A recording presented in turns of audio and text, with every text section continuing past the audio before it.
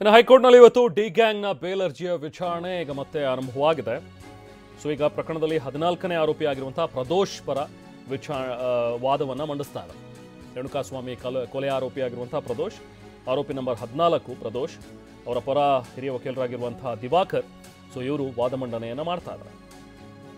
ರೇಣುಕಾಸ್ವಾಮಿ ಕೊಲೆ ಕೇಸ್ನಲ್ಲಿ ಪ್ರದೋಷ್ ಪರ ವಾದ ಮಂಡನೆ ಆದ ನಂತರ 14ನೇ ಆರೋಪಿಯಾಗಿರುವಂತಹ ಪ್ರದೋಷ್ ಅವರ ಪರ ವಾದ ಮಂಡನೆ ಆದ ನಂತರ SPP ತಮ್ಮ ವಾದವನ್ನು ಮಂಡಿಸ್ತಾರೆ.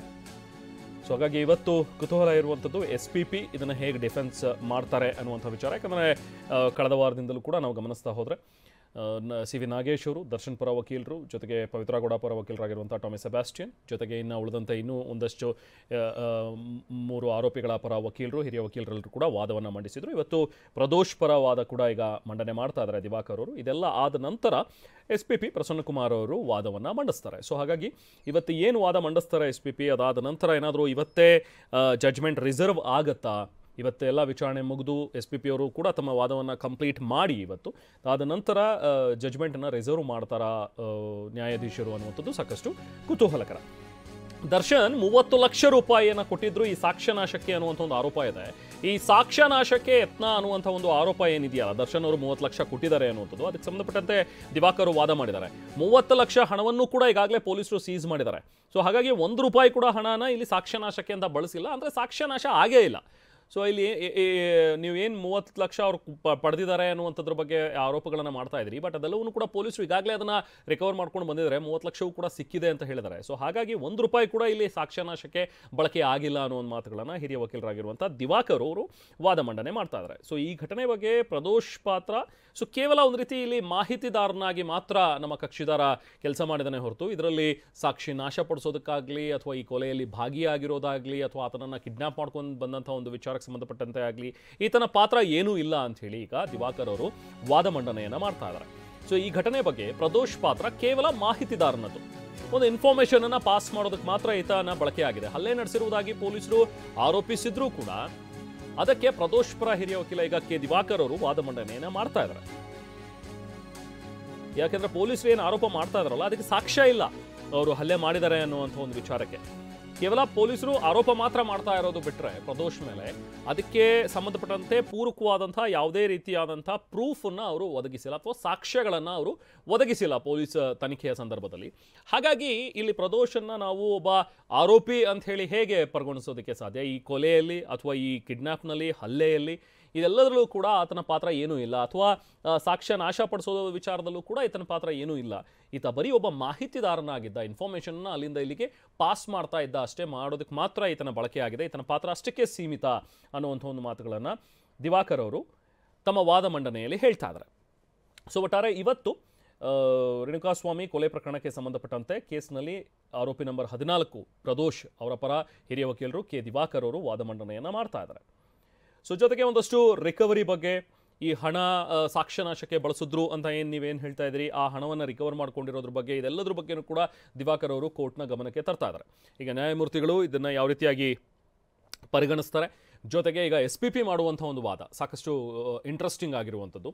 ಸೊ ಅವರು ಏನು ಹೇಳ್ತಾರೆ ಈ ಪ್ರಕರಣಕ್ಕೆ ಸಂಬಂಧಪಟ್ಟಂತೆ, ಈಗೇನು ಆರೋಪಿಗಳ ಪರ ವಕೀಲರು ಇದು ಸರಿಯಾಗಿ ಸೂಕ್ತ ದಾರಿಯಲ್ಲಿ ಸಾಗಿಲ್ಲ, ತನಿಖೆ ಸಾಕಷ್ಟು ಲೋಪಗಳಿವೆ ಈ ತನಿಖೆಯಲ್ಲಿ, ಸಾಕ್ಷ್ಯಗಳು ಅಂತ ಹೇಳ್ತೀರಿ, ಬಟ್ ಈ ಸಾಕ್ಷ್ಯಗಳು ಯಾವುದೂ ಕೂಡ ನಂಬಲು ಅರ್ಹವಾಗಿರುವಂಥ ಸಾಕ್ಷ್ಯಗಳಲ್ಲ, ಎಲ್ಲವನ್ನೂ ಕೂಡ ತಿರುಚಿದ್ದಾರೆ. ಕೆಲವೊಂದು ಸಾಕ್ಷ್ಯಗಳನ್ನು ಕೆಲವೊಂದಷ್ಟು ಬಲವಂತವಾಗಿ ಅವರ ಹತ್ರ ಸಾಕ್ಷ್ಯ ಹೇಳಿಸಿದ್ದಾರೆ, ಕೆಲವೊಂದಷ್ಟು ಪ್ಲಾಂಟ್ ಮಾಡಿದ್ದಾರೆ ತನಿಖಾಧಿಕಾರಿಗಳು. ಸೊ ಹಾಗಾಗಿ ಇದರ ಆಧಾರದ ಮೇಲೆ ನಮ್ಮ ಕಕ್ಷಿದಾರನಿಗೆ ಯಾವುದೇ ರೀತಿ ನೀವು ಬೇಲ್ ಗ್ರಾಂಟ್ ಮಾಡಲ್ಲ, ಡಿನೈ ಮಾಡ್ತೀನಿ ಅನ್ನುವಂಥದ್ದಕ್ಕಾಗೋದಿಲ್ಲ, ಆತನಿಗೆ ಬೇಲ್ ಕೊಡಬೇಕು, ರೆಗ್ಯುಲರ್ ಬೇಲ್ ಮೆರಿಟ್ ಆಧಾರದ ಮೇಲೆ ಅನ್ನುವಂಥದ್ರ ಬಗ್ಗೆನೇ ವಾದ ಮಂಡನೆಯನ್ನು ವಕೀಲರು ಮಾಡಿರುವಂಥದ್ದು. ಇದಕ್ಕೆ ಸಂಬಂಧಪಟ್ಟಂತೆ SPP ಏನು ಹೇಳ್ತಾರೆ ಅನ್ನೋದನ್ನು ನೋಡಬೇಕು. ಇನ್ನು 3 ದಿನಗಳ ನಂತರ ಹಣ ಮತ್ತೆ ಬಟ್ಟೆಯನ್ನು ರಿಕವರಿ ಮಾಡಿದ್ದಾರೆ ತನಿಖಾಧಿಕಾರಿ. ಬಟ್ಟೆಯಲ್ಲಿ DNA ಪತ್ತೆಯಾಗಿದೆ ಅಂತ ಹೇಳಿ ಜಾಮೀನು ತಿರಸ್ಕರಿಸಿದ್ದಾರೆ ಈಗ ಲೋಯರ್ ಕೋರ್ಟ್ನಲ್ಲಿ. ಸರೆಂಡರ್ ಆದವರಿಗೆ 1 ರೂಪಾಯಿ ಹಣವನ್ನು ಕೂಡ ಹಂಚಿಕೆ ಮಾಡಿಲ್ಲ. ನೀವು ಸಾಕ್ಷ್ಯನಾಶ ಅಂತ ಹೇಳ್ತೀರಿ, ಬಟ್ 1 ರೂಪಾಯಿ ಕೂಡ ಕೊಟ್ಟಿಲ್ಲ. ಜಾಮೀನು ಸಿಕ್ಕ ಆರೋಪಿ ನಂಬರ್ 13 ಸಮಾನಾಂತರವಾಗಿ ಆರೋಪ ಇದೆ 14 ಮೇಲೂ ಕೂಡ. ಸೊ 3 ದಿನಗಳ ನಂತರ ಹಣ ಮತ್ತೆ ಬಟ್ಟೆ ರಿಕವರಿ ಮಾಡಿರುವಂಥದ್ದು ಒಂದು ವಿಚಾರ, ಜೊತೆಗೆ DNA ಪತ್ತೆಯಾಗಿದೆ ಅಂತ ಹೇಳಿ ನೀವೇನು ಜಾಮೀನು ನಿರಾಕರಣೆಯನ್ನು ಮಾಡಿದಿರಿ, ಬಟ್ ಹಾಗೆ ನೋಡೋಕೆ ಹೋದರೆ ಈಗ ಆಲ್ರೆಡಿ ಆರೋಪಿ ನಂಬರ್ 13 ಆತನಿಗೆ ಜಾಮೀನು ಸಿಕ್ಕಿದೆ. ಈಗ ಸೇಮ್ ಆರೋಪ ಅದೇ ರೀತಿ ಜಾಮೀನು ಈಗ A13 ಮೇಲಿರುವಂತಹ ಆರೋಪಗಳೇ A14 ಮೇಲೂ ಕೂಡ ಇರೋದು. ಸೊ A13ಗೆ ಈಗ ಜಾಮೀನು ಸಿಕ್ಕಿದೆ ಅಂತ ಹೇಳಿದ್ಮೇಲೆ A14ಗೆ ಯಾಕೆ ಜಾಮೀನು ನಿರಾಕರಣೆ ಮಾಡ್ತಾ ಇದ್ರಿ? ಕೇವಲ ಬಟ್ಟೆ ಮೇಲೆ DNA ಪತ್ತೆ ಆಗಿದೆ ಅಂತ ಹೇಳಿ ಜಾಮೀನು ನಿರಾಕರಿಸಿದ್ದಾರೆ ಲೋಯರ್ ಕೋರ್ಟ್ನಲ್ಲಿ. ಇದು ಸರಿಯಲ್ಲ, ನಮ್ಮ ಕಕ್ಷಿದಾರನಿಗೆ ದಿವಾಕರ್ಗೆ ಜಾಮೀನು ಕೊಡಬೇಕು ಅನ್ನುವಂಥದ್ರ ಬಗ್ಗೆ ದಿವಾಕರ್ ಅವರು ವಾದ ಮಂಡನೆಯನ್ನು ಮಾಡ್ತಾ ಇದ್ದಾರೆ. ಜೊತೆಗೆ 3 ದಿನಗಳ ನಂತರ ನೀವು ಹಣ ಮತ್ತು ಬಟ್ಟೆ ರಿಕವರಿ ಮಾಡಿರುವಂಥದ್ದು ಅಂದರೆ ಇಲ್ಲೂ ಕೂಡ ಲೋಪವನ್ನು ತೋರಿಸೋದಕ್ಕೆ ವಕೀಲರು ವಾದವನ್ನು ಮಾಡ್ತಾ ಇದ್ದಾರೆ. ಯಾವಾಗ ಕೊಲೆ ಆಯಿತು, ಕೊಲೆಯಾಗಿ 3 ದಿನಗಳ ಕಾಲ ಬೇಕಾಯ್ತಾ ಇವರಿಗೆ ಬಟ್ಟೆಯನ್ನು ರಿಕವರಿ ಮಾಡೋದಕ್ಕೆ ಅಥವಾ ಹಣವನ್ನು ಅವರಿಂದ ರಿಕವರಿ ಮಾಡೋದಕ್ಕೆ ಅನ್ನುವಂಥ ಒಂದು ಪ್ರಶ್ನೆಯನ್ನು ಕೂಡ ಈ ಸಂದರ್ಭದಲ್ಲಿ ಕೇಳಿದ್ದಾರೆ. ಜೊತೆಗೆ ಸರೆಂಡರ್ ಆದರು ಅನ್ನುವಂಥದ್ದು ಏನಿದೆಯಲ್ಲ, ಒಂದಷ್ಟು ಜನ ಬಂದು 3 ಜನ ನಾವೇ ಮಾಡಿದ್ದು ಅಂತ ಸರೆಂಡರ್ ಆದರು, ಅಲ್ಲಿಂದನೇ ಈ ಪ್ರಕರಣ ಎಲ್ಲವೂ ಕೂಡ ಬೆಳಕಿಗೆ ಬಂದಂಥದ್ದು. ಸೊ ಅವರಿಗೆ ಹಣ ಕೊಟ್ಟಿದ್ದೀವಿ ಅಂತ ಹೇಳಿದ್ರಿ, ಬಟ್ ಹಣ ₹1 ಕೂಡ ಹಂಚಿಕೆ ಆಗಿಲ್ಲ. ಸೊ ಇಲ್ಲಿ ಎಲ್ಲವೂ ಕೂಡ ಪ್ರದೋಷ್ನ ಪಾತ್ರ ಕಾಣಿಸೋದಿಲ್ಲ.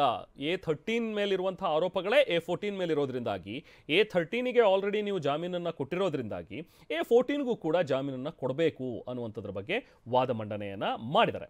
ಇನ್ನು ಈಗ ತನಿಖಾಧಿಕಾರಿ ಪರ ಪೊಲೀಸರ ಪರವಾಗಿ SPP ಪ್ರಸನ್ನಕುಮಾರ್ ಅವರು ವಾದ ಮಂಡನೆಯನ್ನು ಮಾಡಬೇಕು. ಈಗಷ್ಟೇ ವಾದ ಮಂಡನೆ ಕೂಡ ಆರಂಭವಾಗ್ತಾ ಇದೆ. ಈಗ ಕೋರ್ಟ್ನ ಪ್ರೊಸೀಡಿಂಗ್ಸ್ ಆರಂಭವಾಗಿದೆ. ಇದರಲ್ಲಿ ಈಗ ವಾದ ಮಂಡನೆ ಸೊ ನೋಡಿ ಶುರು ಮಾಡಿದರೆ ವಾದವನ್ನು. ಹೈಕೋರ್ಟ್ನಲ್ಲಿ ದರ್ಶನ್ ಜಾಮೀನು ವಿಚಾರಣೆ ಆರಂಭವಾಗಿದೆ. SPP ಕೂಡ ತಮ್ಮ ವಾದ ಮಂಡನೆಯನ್ನು ಆರಂಭಿಸಿದ್ದಾರೆ. ಆರಂಭದಲ್ಲೇ ಹಿಂದಿನ ಆದೇಶ ಏನಿತ್ತಲ್ಲ, ಅಕ್ಟೋಬರ್ 30ನೇ ತಾರೀಕು ಕೊಟ್ಟಂಥ ಒಂದು ಆದೇಶ, ಅದರ ಬಗ್ಗೆ 1-2 ನಿಮಿಷ ನಾನು ವಾದಿಸ್ತೀನಿ ಅನ್ನುವಂಥದ್ರ ಬಗ್ಗೆಯೂ ಕೂಡ ಈಗಾಗಲೇ ವಾದ ಮಂಡನೆಯನ್ನು ಆರಂಭಿಸಿದ್ದಾರೆ ಪ್ರಸನ್ನಕುಮಾರ್ ಅವರು. ಸೊ ಇವತ್ತು ಸಾಕಷ್ಟು ಇಂಟ್ರೆಸ್ಟಿಂಗ್ ಆದಂಥ ಬೆಳವಣಿಗೆಗಳು ಹೈಕೋರ್ಟ್ನಲ್ಲಿ ಆಗುತ್ತೆ.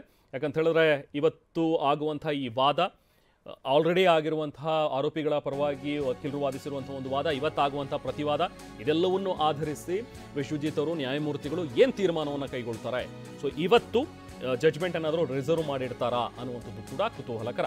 ಸೊ ಹೈಕೋರ್ಟ್ನಲ್ಲಿ ದರ್ಶನ್ ಜಾಮೀನು ವಿಚಾರಣೆ ಈಗಾಗಲೇ ಆರಂಭವಾಗಿದೆ. ಈಗ ಪೊಲೀಸರ ಪರ IO ಪರವಾಗಿ ಈಗ SPP ಪ್ರಸನ್ನಕುಮಾರ್ ಅವರು ವಾದ ಮಂಡನೆಯನ್ನು ಆರಂಭಿಸಿದ್ದಾರೆ. ಹೈಕೋರ್ಟ್ನಲ್ಲಿ ನಡೀತಾ ಇರುವಂತಹ ವಾದ ಮಂಡನೆ ಏನು ತೀರ್ಮಾನ ಹೊರಬರುತ್ತೆ ಇವತ್ತು ಅನ್ನುವಂಥದ್ರ ಮೇಲೆ ದರ್ಶನ್ ಭವಿಷ್ಯ ನಿರ್ಧಾರವಾಗುತ್ತೆ.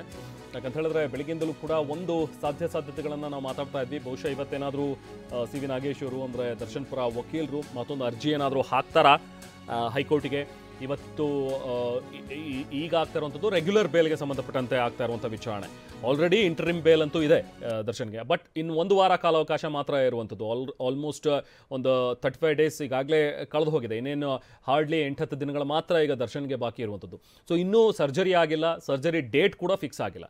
ಸೊ ಇದನ್ನು ನೋಡ್ತಾ ಹೋದರೆ ಯಾಕೆ ಡಿಲೇ ಆಗ್ತಾ ಇದೆ ಅನ್ನುವಂಥದ್ದು ಸಹಜವಾಗಿರುವಂಥ ಒಂದು ಪ್ರಶ್ನೆ. SPP ಪ್ರಸನ್ನಕುಮಾರ್ ಅವರು ಸಹಜವಾಗಿ ಈ ಪ್ರಶ್ನೆಯನ್ನು ಇವತ್ತು ಎತ್ತಬಹುದು ಅನ್ನುವಂಥ ಒಂದು ಸಾಧ್ಯತೆಗಳಿದೆ. ಯಾಕೆ ದರ್ಶನಿಗೆ 45 ದಿನಗಳ ಕಾಲಾವಕಾಶ ಇತ್ತು. ಅವರು ಟೆಸ್ಟ್ ಮಾಡಿಸ್ಬೇಕಿತ್ತು, ಸರ್ಜರಿ ಡೇಟ್ ಫಿಕ್ಸ್ ಆಗಬೇಕಿತ್ತು, ಸರ್ಜರಿ ಆಗಬೇಕಿತ್ತು. ಸರ್ಜರಿ ಆಗಿ ಆಲ್ರೆಡಿ ರೆಸ್ಟಲ್ಲಿ ಇರಬೇಕಾಗಿದ್ದಂಥವ್ರು ಒಬ್ಬ ವ್ಯಕ್ತಿ. ನೀವು ಯಾಕಂದರೆ ಜಾಮೀನು ಪಡೆಯುವಾಗ ನೀವು ಹೇಳಿದ್ದೇನು, ದರ್ಶನಿಗೆ ತೀವ್ರ ಬೆನ್ನು ನೋವು ಬಾಧಿಸ್ತಾ ಇದೆ, ಅಕಸ್ಮಾತ್ ನೀವೇನಾದರೂ ಬೇಲ್ ಕೊಡಲಿಲ್ಲ, ಅವರಿಗೆ ಇಮಿಡಿಯೇಟ್ ಆಗಿ ಟ್ರೀಟ್ಮೆಂಟ್ ಸ್ಟಾರ್ಟ್ ಆಗಲಿಲ್ಲ, ಸರ್ಜರಿ ಆಗಲಿಲ್ಲ ಅಂತ ಹೇಳಿದ್ರೆ ಅವರಿಗೆ ಪ್ಯಾರಲಿಸಿಸ್ ಆಗಿಬಿಡುತ್ತೆ, ಕಿಡ್ನಿ ಫೇಲ್ಯೂರ್ ಆಗಿಬಿಡುತ್ತೆ, ತುಂಬ ಸಮಸ್ಯೆ ಆಗಿಬಿಡುತ್ತೆ ಆರೋಗ್ಯಕ್ಕೆ, ಏನಾದರೂ ಆಗಿಬಿಟ್ರೆ ಯಾರ ಗತಿ ಅನ್ನುವಂಥದ್ರ ಬಗ್ಗೆ ಎಲ್ಲ ನೀವು ವಾದಿಸಿ ಇಂಟ್ರಿಮ್ ಬೇಲನ್ನು ತೊಗೊಂಡಿದ್ದೀರಿ. ಮೆಡಿಕಲ್ ಬೇಲ್ ನಿಮಗೆ ಸಿಕ್ಕಿದೆ. ಬಟ್ ಅದನ್ನು ಹೇಗೆ ಬಳಸ್ಕೊಂಡ್ರಿ ನೀವು ಈ 45 ದಿನಗಳಲ್ಲಿ? ಯಾಕಂದರೆ ಕಳೆದ ಒಂದು ತಿಂಗಳು 1.5 ತಿಂಗಳಿಂದಲೂ ಕೂಡ ನಾವು ಗಮನಿಸ್ತಾ ಹೋದರೆ ದರ್ಶನ್ ಅದಾಗಿ ಕೋರ್ಟ್ನಿಂದ ರಿಲೀಫ್ ಸಿಕ್ಕ ತಕ್ಷಣ, ಬೇಲ್ ಸಿಕ್ಕ ತಕ್ಷಣ ನೆಕ್ಸ್ಟ್ ಡೇ ಹೋಗಿ ಅಡ್ಮಿಟ್ ಆಗಿದ್ದು ಬಿಟ್ಟರೆ ಅದಾದ ನಂತರ ಒಂದು ಚೂರು ಯಾವುದೇ ರೀತಿಯಾದಂಥ ಬೆಳವಣಿಗೆಗಳಿಲ್ಲ. ಪ್ರತಿ 1-2-3 ದಿನಗಳಲ್ಲಿ ಅದು ಬಂದಂಥ ವಿಚಾರ ಅಂದರೆ ಟೆಸ್ಟಿಂಗ್ ಮಾಡ್ತಾ ಇದ್ದೀವಿ, ಒಂದು MRI ಆಗ್ತಾ ಇದೆ ಅಥವಾ ಇನ್ನೇನೋ ಟೆಸ್ಟ್ ಆಗ್ತಾ ಇದೆ, ಅದು ಬಿಟ್ಟರೆ ಬೇರೆ ಇನ್ನೇನೂ ಇಲ್ಲ. ನೋಡಿ